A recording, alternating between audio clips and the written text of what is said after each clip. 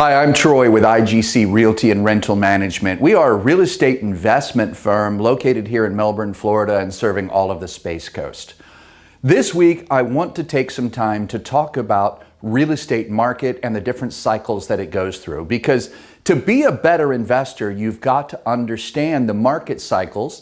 You've got to learn to recognize what cycle you're in, because knowing what cycle you're in is going to help you to apply the right strategy. If you use the wrong strategy at the wrong time, it can cost you thousands, tens of thousands, even hundreds of thousands of dollars. So you need to understand which one of the four market cycles you're in and what strategies apply. Now, many of you might remember, or you've heard of, the Great Recession that we had that began in 2008. Now, it really began in 2006, but we started to see the free fall in the market in 2008. And right about 2009, 2010, we began to hit a bottom in the market. So we're going to start there at the bottom. This is our first market cycle. Now, at the bottom, what's really strange to me is most people don't want to buy. They're panicking and trying to sell. They're being very emotional about things. They're thinking that my property is losing value. I need to get out before I lose more value. But the smart investor is recognizing an opportunity to buy here at the bottom. Because when you buy here at the bottom, you can't go wrong. Maybe if it's too close to the bottom, you can't really flip. So fix and flip might not work. But you know what you can do very well at the bottom? You can cash flow that. And because you bought the property so cheap, you can cash flow like a mad dog all day long. And you can ride that market up through the second cycle, the up cycle. Now, a lot of people started buying properties right about 2010, 2011, 2012, which is right as we were making that upturn coming off the bottom. Now, a lot of those people think they are real estate geniuses because they've made hundreds of thousands and possibly even millions just by riding this cycle. But the truth is, they're not geniuses. They just bought at the right time. Some of them got lucky because they timed it into the market. Some did it intentionally. Regardless of whether it was intentional or just plain dumb luck, you could not go wrong when you're buying and riding up. Now, as you're going up the market, you can do all kinds of cool things. You can fix and flip. You can rent. You can lease option. You can do all kinds of strategies going up the cycle because you've got value appreciation. So your value is going up, if I could spell that. When your value is going up, guess what's going up? Your rents are going up. Your flip profits are going up. Your lease option profits are going up. All of these strategies work very well in an up cycle.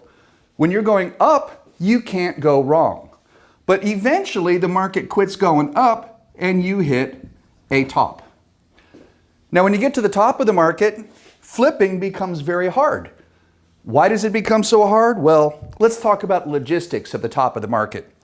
When you get to the top of the market, you end up with this pressure that happens in the market. You've got sellers that are thinking, oh, I'm going to pull every dollar that I can out of this property, so I'm going to price it here. But when you get to the top, the buyers are starting to run out of money. And they're going, wait, I can't pay any more than this. And you start to reach this stalemate. Sellers go, I want this. Buyers go, I'll pay that. And after a while, they start to level off. And why do they level off? Because when you're at the top of the market, prices can't go up anymore. So more inventory ends up coming on the market.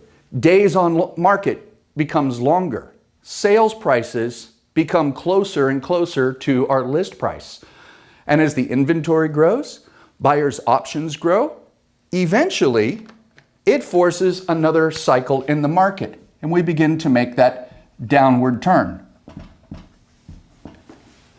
When we have the down cycle, we usually have a lot of properties on the market, so buyers have choices.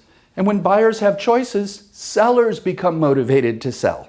And they're more anxious to discount their price, and this starts to drive the value down. Now, when the market's going down, forget flipping. Lease option, possibly, but you're never going to close on it because the property will be worth less than what you put it into contract for. Your value is not going up, you're actually losing value. So what works in this market? Rent. Rents can actually go up in a down market. I know that might defy some people's logic, but think about this. Most people in America are programmed to think that their home is their greatest investment. And nobody wants to invest in an asset that's losing value. So if the home prices are falling, most people start thinking it's not a good time to buy. So they prefer to rent. Now, because they still need a house, this puts upward pressure on the rental market and drives rent prices up while home values are going down. That makes rent one of the most stable things you can do in this market. Now, this creates a vicious circle that constantly cycles. Now, I've been in this business for about 30 years. I started right after the collapse of the savings and loan market in the early 90s.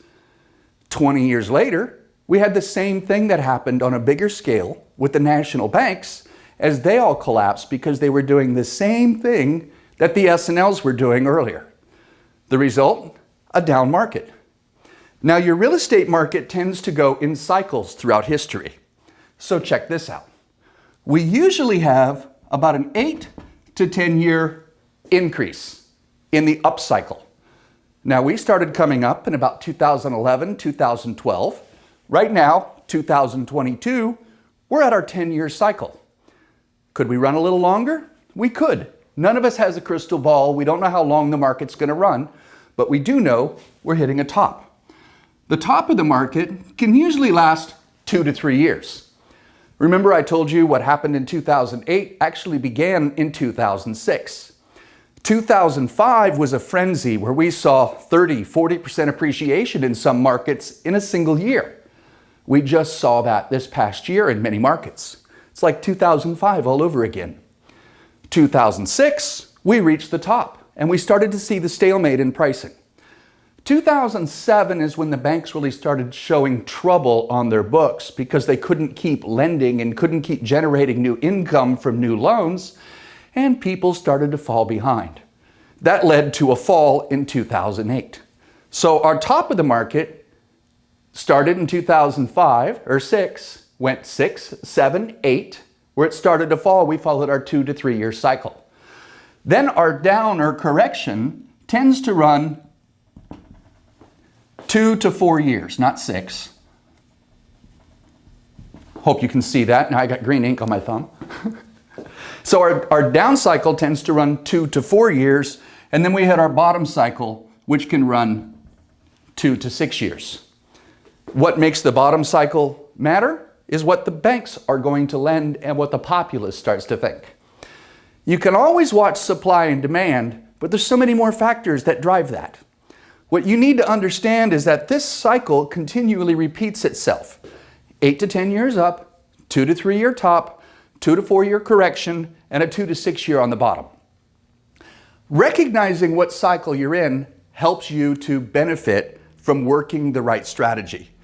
Now, the cool thing about this is no matter what market you're in, you can cash flow anything. Now, because we are a real estate investment firm that focuses very heavily on owning rental property, I personally believe very strongly in owning rental property. Rental property is the kind of thing that weathers any storm. Now, when this down cycle happened in 2008, we were holding a lot of property. What sustained us was rental property. We couldn't flip during that time. Let's change colors here. We couldn't flip. The reason we couldn't flip is although we could buy properties cheap, they were going down in value.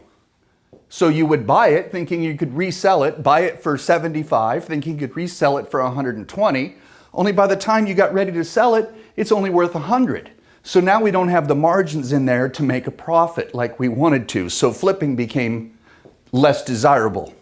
Lease options didn't work because people were afraid they were going to lose value, so they didn't want to come in and buy a lease option. But you also couldn't close a lease option or a rent-to-own type property because most people would realize the property is worth less when they're ready to close and they would just move on, and you're stuck with an asset you can't work. Your value's not going up, which means you have to be a lot more creative, which means the one thing that you can do is rent. You can do that at the top, you can do that in a down cycle, you can do that at the bottom cycle, and you can definitely do that going in an up cycle. Rental property is the most stable in any market. If you're trying to flip in a down cycle, you're going to get hurt. If you're speculating and buying at the top cycle, you can get hurt. You need to be very careful about the strategy that you're applying in the market. Now, understand the cycle that you're in and apply the right strategy. Remember, in any cycle, if you can get positive cash flow on rents, you'll be able to weather any storm that comes after you. That makes rental property one of the safest, best investments you can make.